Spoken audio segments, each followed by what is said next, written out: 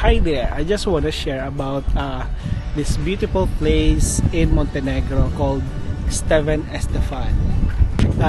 Stevan Estefan is another notable location in Montenegro, known for its unique and picturesque setting. So here are some kumbaga, ito yung parang small small place dito sa Montenegro, pero ang ganda ng beach, ang ganda ng mga accommodation. So the location of Stevan Estefan, it is a small islet and hotel resort in Adriatic coast of Montenegro.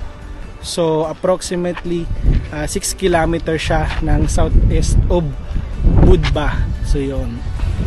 Ang history niya is actually dating back to the 15th century, when it was a fortified village. It was later transformed into a luxury resort in the 20th century. So yun. Ayun. So maraming resort dito, guys. In the 1950s, Stevan Estefan actually was converted into high-end resort that attracts celebrities and dignitaries, offering exclusive accommodation and amenities. So yun. So ganda dito. Ang beach naman ng Stevan Estefan is connected to the mainland by a narrow with a beautiful sandy beach on either side of the place. Surrounding area, it's known for the natural beauty with the lush greenery and rolling hills.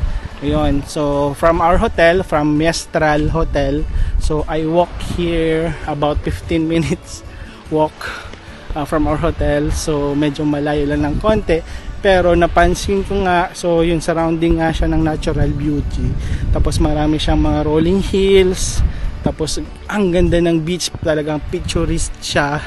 Tapos yun, napaka-iconic symbol yung nitong place na to, Stevan Estefan. So yun. So yan.